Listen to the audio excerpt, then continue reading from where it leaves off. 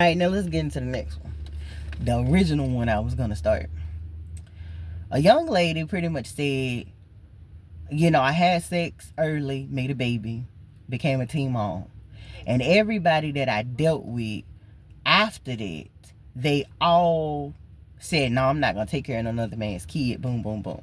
I ain't going to lie. I'll let him do a remix on this if he desires to later. But even in my husband's opinion, like, it's not that his opinion discredits mine, but his opinion is different than mine. And we love and respect each other enough to agree that sometimes we disagree. Let me tell you something. I said the same thing I always said if I had children and I didn't end up staying in a relationship with the father, that I would always tell my children if I had children out of wedlock and the father was not in the picture. I always said I would say this thing. And I would advise any single parent to say this thing. And believe it and know it to be true. And I'm going to elaborate on what I mean. If that child's father is not in their life, stop chasing that man. Same thing with the mother. If that mother is not in that child's life, stop chasing the mother. And I know a lot of scrutiny and everything will pop up. Well, a child needs their father. A child needs their mother. Oh, they do need a father. I give you that. They also need a mother. I'll give you that one too. But if you got to chase them, do you really think that they are the mother or the father? I don't care if it's blood and they biological. That ain't what we saying. I'm saying to you, do you really think that if you could grab that person up and chain them to a chair just so that that child could see them every day, because they never leave that chair, that you feed them, you let them go to the bathroom, and then you lock them right back up to that chair, do you really think that that child is going to benefit off that parent being kidnapped by you and held against their will and being made hostage? Do you really believe that that's the type of mother or father that God would give to this child?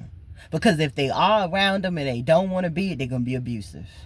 They're going to be angry. They're going to be rude. They're going to be disrespectful. They're not going to bring nothing of value. No type of love or light or healing or instruction to this child. If anything, the only lesson they really going to get from that person is everything not to do and everything not to be like.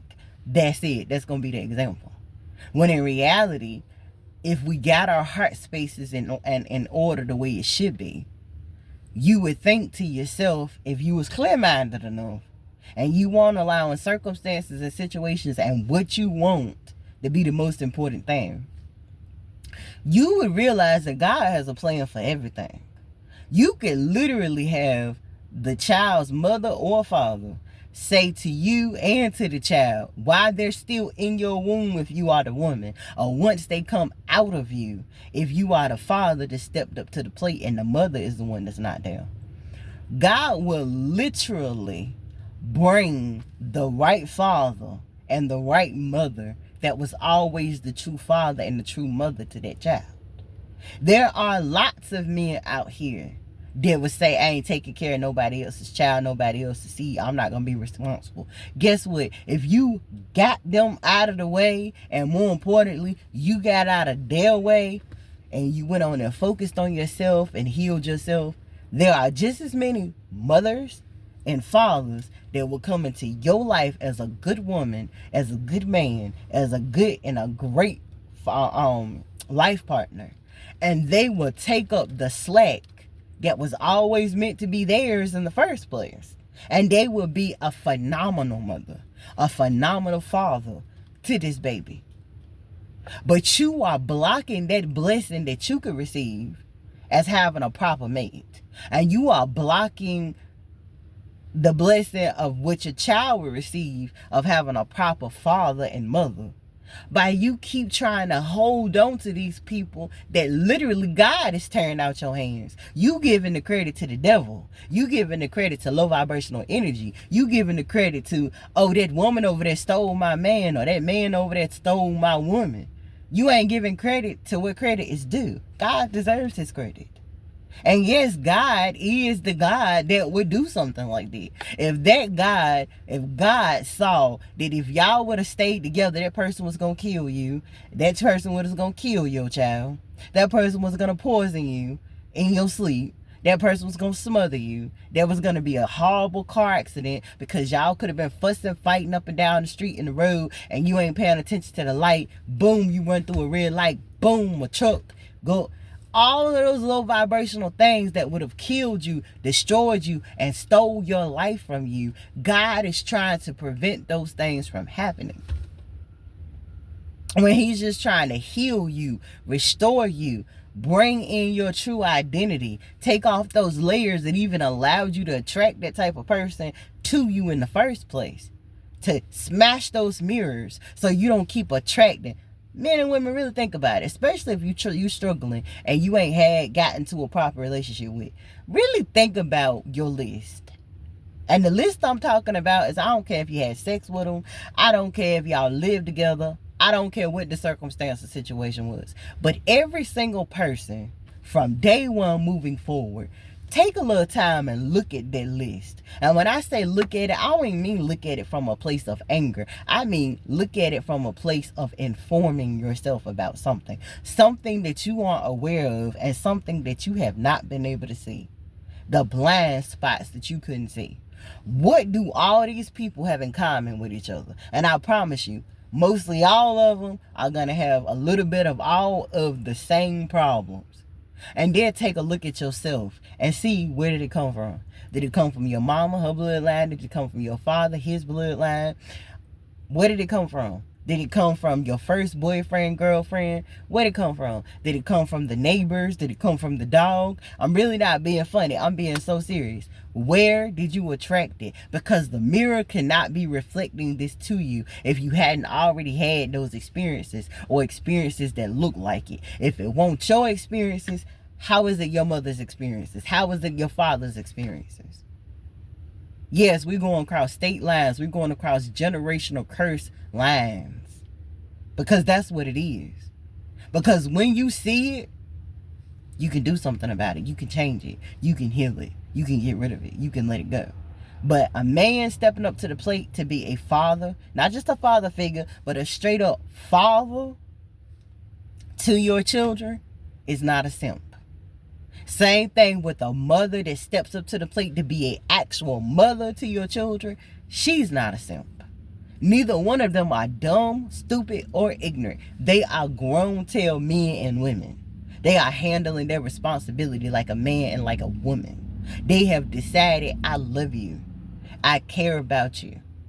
I literally like you. I have chosen you as that person that I want to be with. And as a beautiful extension, as the cherry on top, I was blessed enough to come into the life of these beautiful children, these beautiful souls. And I was blessed to have the opportunity to bring influence, to bring love, to bring stability, to bring security, to bring everything that was missing until I showed up. And I'm bringing all those things with me. Now I just want to step in, step up. It don't matter if my friends or my family don't accept you, don't accept your kids. I don't care if my so-called friends, and I say so-called friends because friends that see I got a ready-made family. I'm a woman and I had it going on. I got money. I got all this influence. I got all this power. I got all this control about me. The only thing that was missing out of my life is I ain't had a baby yet, and I don't have a good man, and I haven't had and kept a good man in my life. The worst thing that I can do is receive a ready-made family. And the same thing about a man. I got the money, I got the house, I got all this. I done got all the women that I could possibly want, or whatever the situation may be. And now I have a ready-made family. Now I have a family that I can look to, a family that I believe is mine. They act like mine, they walk like mine, they talk like mine. God said it's mine. That person's ready to go head on and do that thing. And if they got friends like that, they're going to cut them off. They got family like that, they're going to cut them off. Because they're going to say, God, what you join together, no man can tear apart. Not even my so-called friends. And not even my, honestly, so-called family. It may be a situation or circumstance where we have to say goodbye to our blood family because they may have just been the vehicles to bring us into this world. And that's it. But God blesses us with soul family as well. Soul tribe members, soul family, and soulmates. So just as easily as he blessed us into a family with blood, he brings us together through his spirit. He will bring you more sisters. He will bring you more brothers. He will bring you more cousins. He will bring you another father. He will bring you another mother. Just as easily as these people that we're talking about that's being labeled as simps.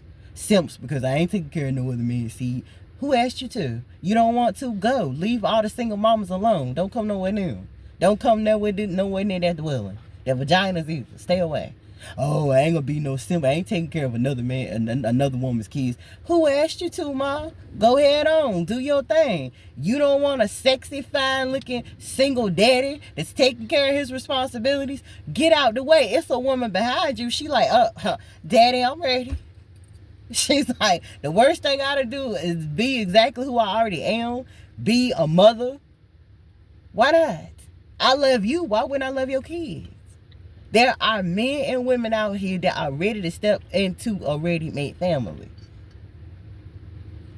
Stop allowing the outside world to affect your thought process, to affect your moves, and decide for you what you're going to do, when you're going to do it, why you're going to do it, and how you're going to do it. Instead, be your own individual self. Be your God-dependent and your God-interdependent self. Allow him to lead you and guide you to your blessings, your breakthroughs, and miracles.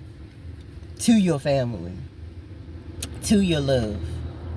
But that's the team. Allow this to be a template to get you and keep you in alignment for your greatest highest good. I love y'all. God bless you. And I hope y'all have an amazing day. You heard me? Peace.